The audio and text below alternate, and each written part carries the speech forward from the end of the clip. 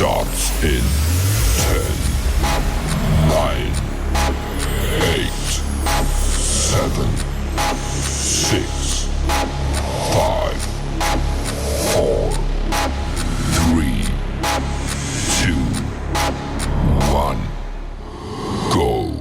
Hey, and welcome to another episode of the Crew Podcast. I am the visionary, and I am stepping in tonight because we don't have a show that airs in this slot. So, y'all, I'm stepping in on tonight, and I am going to be holding the fort down. So, tonight I'm going to be representing the Crew Podcast, Aspiring Authors Magazine, Queen of Collaborations, and all those other little platforms, everything whatever you want to connect with me, that's what we're doing tonight. So I'm excited. I have one of the authors that's attached to the 100 Authors Movement. This author is um, one of the incarcerated authors that's a part of this movement.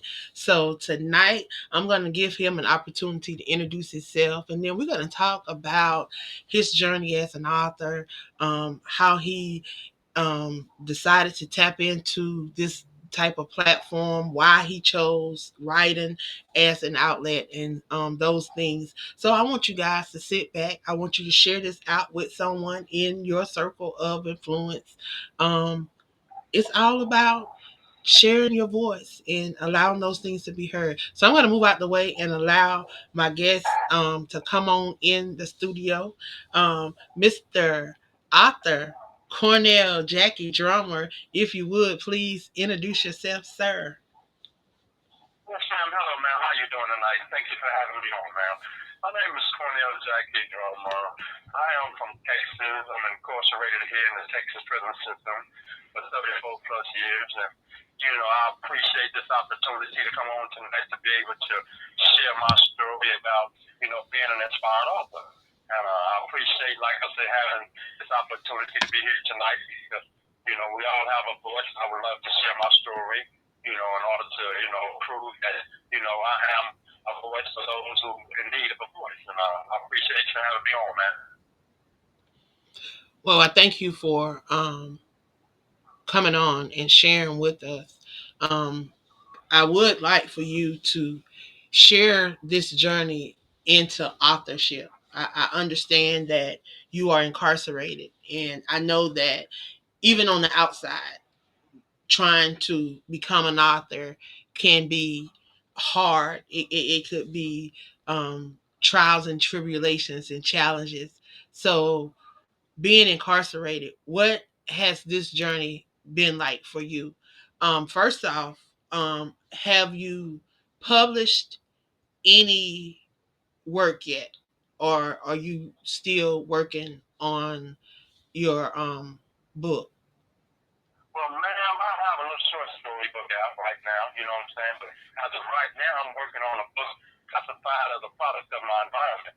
Because, and I think that this represents millions of Americans in the United States that a lot of us from the low, poverty homes and middle class, we all come from an environment that, I can say that, has allowed for all these individuals to, become products of an environment that has led to drug use, alcohol use, prostitution, crime, and all these things, man. So, coming from that environment, man, I feel that I have a testimony and I would love to tell my story about my life history. Because my life history, I think it represents and speaks for a lot of people here in the United States, man.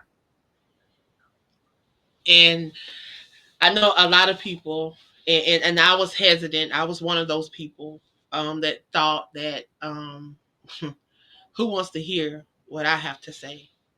Um, have that crossed your mind? Especially being someone that is incarcerated. Oftentimes people don't want to hear from people on the street. So let alone from someone being incarcerated. So I want to share these hard questions, these questions that people may not want to ask And these are some things that sometimes happen to people, and people don't like to talk about it. You know, when things happen, sometimes we like to brush it under the rug. So, what made you stand up and say, okay, I have something, maybe I made a mistake, but I have something that I think somebody want to hear? Okay, man. Good question, man. I was sitting back and I was thinking over my life, and I was asking myself, why have I ended up in prison so many times before now? And why is it that millions and millions of kids are following the same path that their families before them follow? So, being in prison like this, it has allowed me the opportunity to sit down and to find myself, to be patient with myself in order to understand my whole life journey. And then to be able to put it down on paper in order for somebody to see it and read it and see if this fits fits him. Because I'm quite sure that, this has been a topic in my class about, alcohol use, drug use, why did I commit the crime? Why am I in prison? Well, this speaks for a lot of people, man. You know, coming up in the societies today. Look at our system. We got gang violence now, at an all-time high. We got our prison systems busting out the seams. We got people committing suicide on fentanyl and all these types of drugs, different types of drugs that you can't even pronounce. So then we wonder, is this because of being a product of an environment? Because, somebody spoke before and said that our communities can do better by our kids. But our government has taken away all these communities, programs, and now with that being said, a lot of these kids are falling into that same program, being a product of an environment that led them to prison, man. So, my story, I feel that I have a powerful story enough to be able to have somebody that can relate to my story and to change, because I've changed my life now. Being an author, man, it makes me feel good about myself to know that I can do something that can help somebody else not come to prison or not use drugs, man. So, how have you began to utilize those talents? I know you said you have a short story book out, and you said you were working on your actual biography. So, what are you doing um, to get this to going? What have you, I guess, put in the works so far? Okay, man, I'm collaborating with some powerful people, that whose platform that I have been a part of, for the last 2 years, including the Group Podcast, the Aspiring Authors Magazine, Parole News Magazine, Campus Culture, these types of programs that I've tapped into in order to learn more about myself, man, in order to be able to express myself and to tell my story effectively. So yes, ma'am, I've tapped into a lot of programs, ma'am, that can help me better understand who I am, where I'm at, where I'm going, how to get there, man. So outside of a biography, because I know oftentimes we want to tell our story, how do you feel that your story could branch out into other things? I know often for me, and I'm just going to speak for me. When I first started writing and first started doing the things that I were doing, um, I wanted to know what else could I do besides write books. What else could I do to get my story truly out there and to truly help people? Because not all the time people want to pick up a book and read a book. Not all the time people wanted to, even listen to the podcast.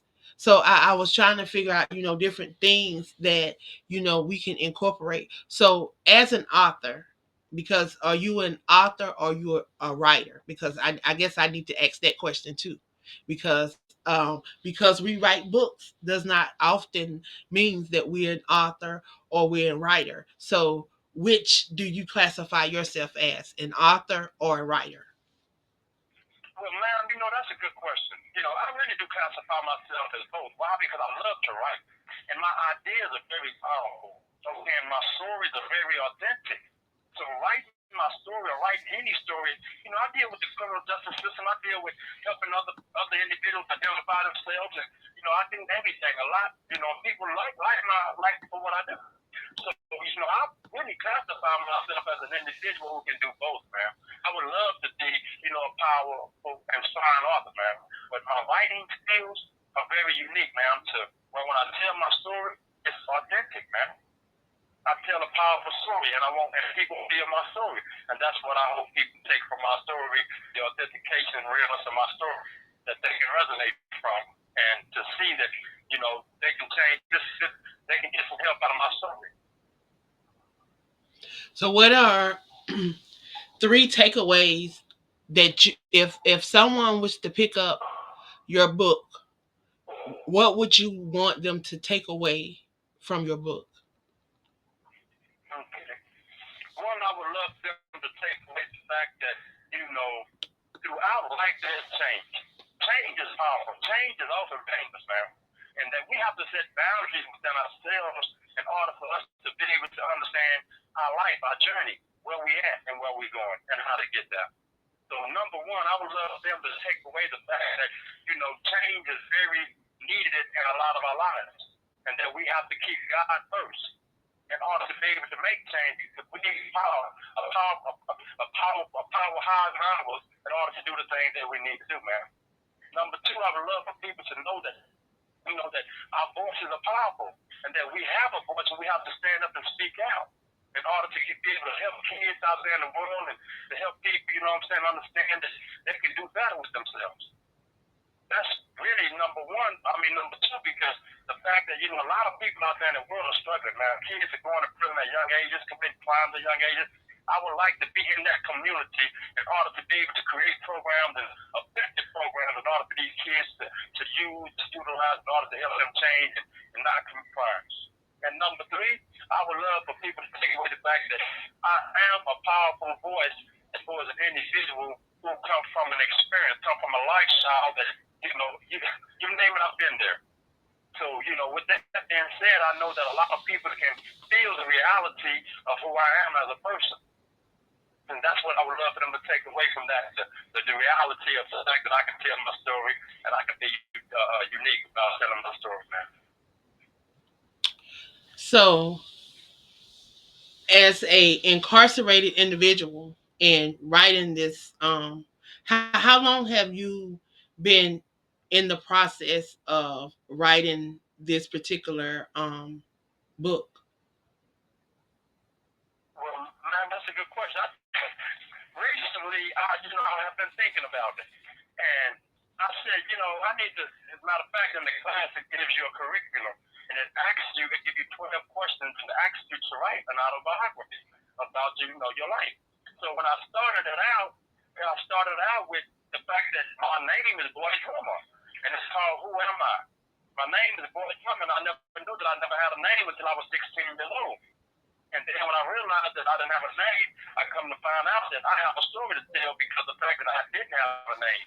And when I learned that I didn't have a name, I had to figure out how did I get a name. And when I got the name, I had to learn the fact that coming from where I come from, that I had a story to tell with the fact that I didn't have a name. So this is what my autobiography is all about. Who am I? Where did I come from? How did I get where I'm at? Where am I going? And how am I going to get there, man? So you have a question. The question is, who do you hope to reach with your books? Man, I hope to reach millions of, individuals who are, struggling in life trying to understand who they are, man. Youngsters, kids that's in school that's using drugs, kids that's in school that's not even in school, kids that's out there in the streets doing wrong, committing crimes and things of this nature.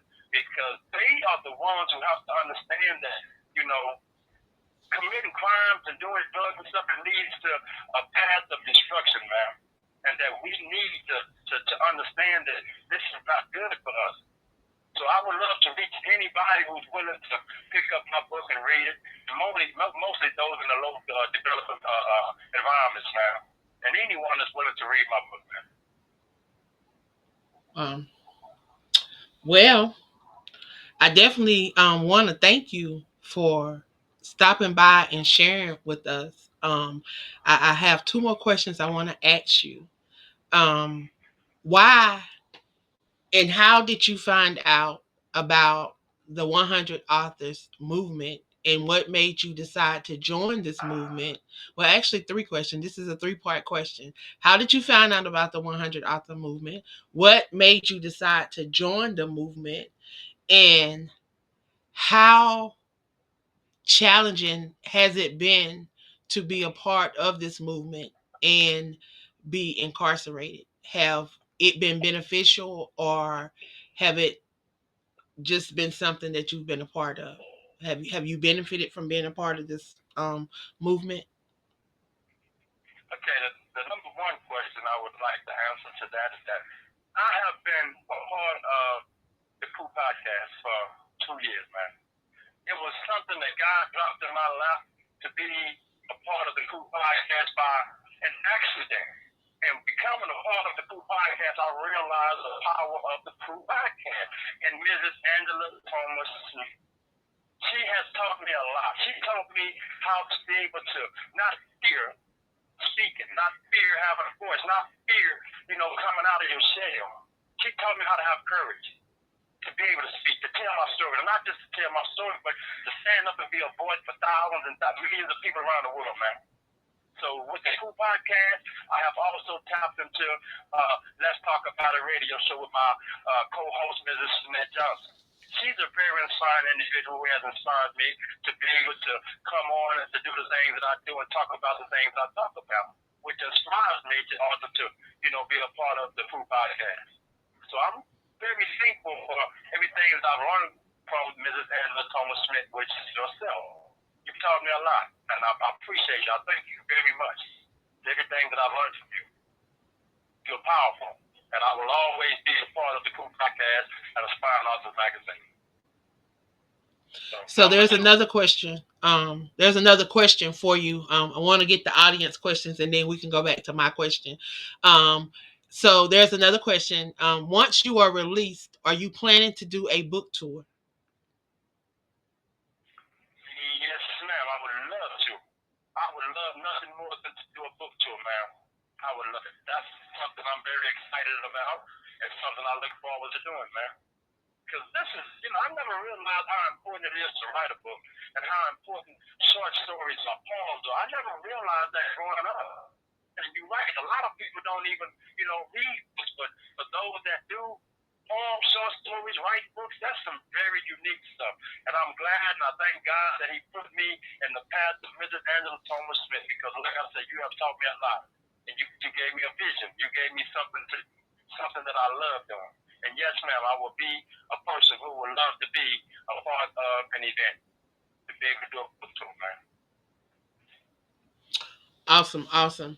So, back to the questions. So I think the second part to that question was, um, being a part of the 100 Authors movement. How challenging has that been?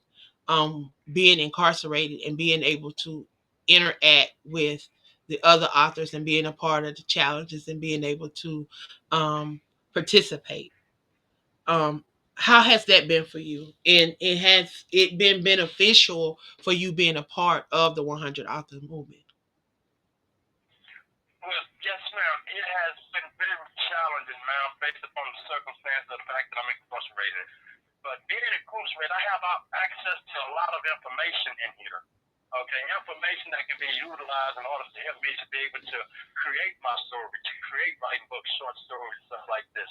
So, yes, ma'am, I have been very, very much, excited about the individuals that I've connected with.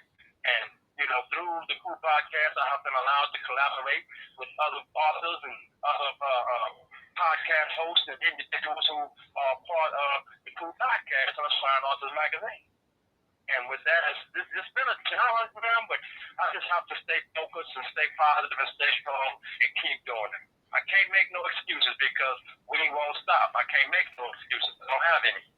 So yes, ma'am, it's been very exciting, man. Well, definitely, I thank you for sharing. I thank you for allowing your voice to speak through the form of books. I tell you, I did not think that I would be an author, let alone the author, co-author, publisher, you name it, whatever, of over 120 pieces of literary. I think it's 125 to be exact, literary pieces, books, anthologies, journals, planners, you name it, calendars, magazines. I never thought that this would be me. So to that person, that child, that adult that's out there that is struggling with, their next move, what are they supposed to be doing? They may not know what their purpose is. So what can you share with them that would encourage them to stay on this journey, to seek their purpose, to align with that they're called to, whether it's writing books, poems, telling short stories, being a part of collaborations, being a part of magazines, being a part of podcasts, whatever it is to allow them to share their story. Well, what is something that you can encourage them from someone that has overcome a lot and is still overcoming challenges and has not allowed anything to stand in your way? You have been one of those people where there's a will, there's a way. So what do you say to that person today? Ma'am, I would love to say whatever you do in life, always find patience. Because patience is a virtue. Patience will give you the things that you need to see. Patience is something that a lot of people don't have. But patience is something that if you find it and you latch on to it, the things that you're looking for, God will provide these platforms, whatever it is in life that God that you need, God will provide it for you. Always stay focused on the big picture. God, number one. Because like I said, he will give you everything, even when you don't think he's gonna give it to you. That's what I've done. Patience, I would love for people to stay patient with themselves and know that they will get the thing that they need. And yes, ma'am, as soon as, knowing that, the thing that they want to do, all they have to do is stay focused, stay positive, and stay strong, and they will be able to do it. Anything they can do. That's all they have to do, man. Well, I definitely want to thank you for stopping by and sharing with us on tonight. Um, because you could be doing so many other things. Your mind could be so focused on other things. You could have hatred in your heart. You could have so much other things going on, but you have chose to be the change that you desire to see in this world. You have chose to be a a beacon of light to someone that may be going through behind those prison walls. So to that person that may be incarcerated on today, that may hear this, because we do have individuals that are able to hear this, to that person that's going through, I would love for you to say something encouraging to them, to let them know that, they're not alone on this journey, that you're in the same boat, but you can say something encouraging that can, I guess, give them that the or that the push, and we out. Yes, ma'am. Yes, ma'am. Yes, ma'am.